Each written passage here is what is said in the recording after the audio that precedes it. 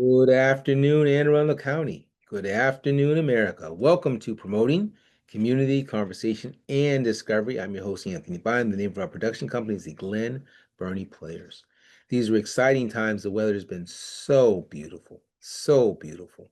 Had a little rain earlier in the week, I think, because we needed a little. No, it wasn't even this week. I think it was last week, just to get grass to stay green. We got a great show for you tonight. Let's start off with upcoming announcements. I'm just going to talk about two. Uh, between September 18th and 27th, their play, The Ideal Husband, which was written by Oscar Wilde, who made a name for himself in the early part of the 19th century. It's going to be performed by the Colonial Players in Annapolis. I went to see, I believe it was a Crucible there. They did a nice job in a nice little intermission area. So check it out if you get the opportunity between the 18th of September and the 27th. It's going to be playing for about a week. Okay, upcoming in 2 weeks. In 2 weeks, not quite 2 weeks, the Lithicum Fair. It's always on the last Saturday of September. So this year is the 27th, and it's going to be a lot of fun. It's going to be a lot of fun. Homegrown acts, people who care about what they're doing. They start off with a parade. It starts off with the Lithicum Lindale Middle School.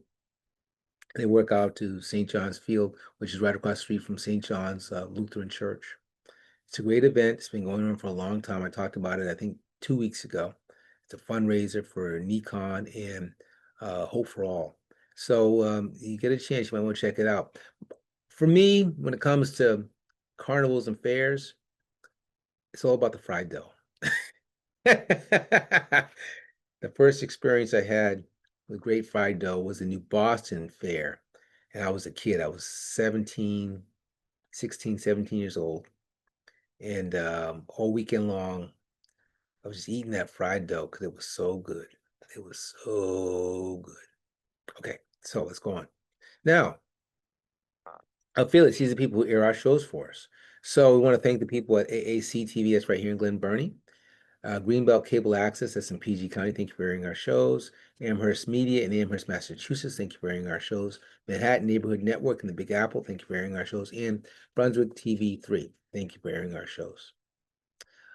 Also, we want to thank our references. So this week, our normal are Google Images and Wikipedia. We can't do the show without you. We have a contribution by someone named Ed Meek, and we'll talk about that in a little bit. And of course, we want to thank our underwriter slash sponsor, the Cleaning Chef. More information is available about them and their services in the credits. Now, most admired. Again, it's one of those, what took you so long? What took you so long? We're going to go to the share. This is a face I think we all know. This is a face that we all know. I'm talking about no one other than the great Richard Thomas. Richard was born 6/13, 1951. He is still around. He was born in Manhattan, New York. Why do we know Richard Thomas? We know him as John Boy from the Waltons. That show that captured a whole generation of Americans in the early 70s, from 71 to 77, I believe. Plus, they were so good, they did movies and etc. So, what was Richard born to do? He was born to act. He had the chops. His father, Richard Thomas, his mother, Barbara Faylis, were dancers in the New York City Ballet, and they also owned a ballet school in New York. So it was in his chop. It was just in his DNA. His most discernible feature is actually a birthmark on his left cheek, but I don't think it hurt him none. I really don't. In 1958, he's 7 years old. He makes his Broadway debut in something called Sunrise at Camp Campobello.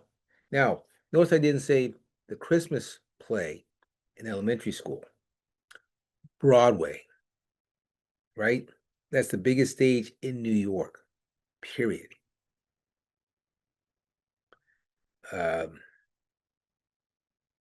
So a year later, he's working with Christopher Plummer and Hugh Cronin. These are pros. They're young pros, but they're pros. An NBC television presentation of A Doll's House. This guy was always working, getting better, learning his trade, getting better at his trade. But it was in 1971, and again, that's what, 13 years later, And he's working the whole time. He's working, he's working, he's working, he's working. He's working with well-known, serious, dramatic actors, right? He does the pilot or the movie, A Christmas Story, A Homecoming, A Christmas Story. This is what launches the Waltons. And remember this, that voice you heard, that was Richard Thomas talking about his day. And, good night, Daddy. Good night, Grandma. Good night, Baba. Good night, blah, blah, blah, It just caught everyone. It was such a great show. It was so well done.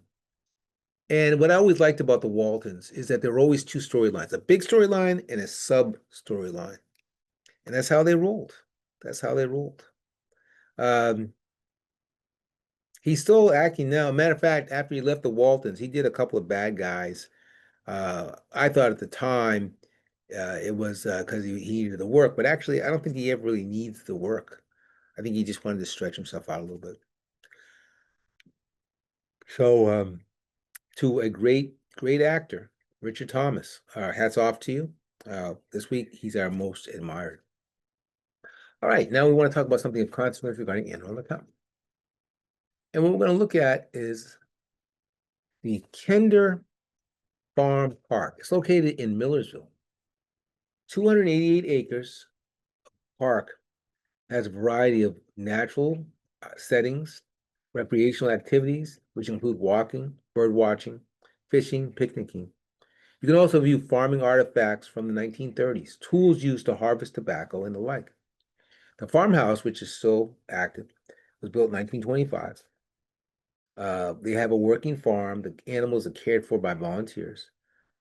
They have chickens, turkeys, geese, goose, uh, geese, I'd say cows, pigs, goats, and sheep, all located at 1001 Kinder Farm Park Road in um, Millersville. So with that, we want to stop the share, but I have one more thing I want to do.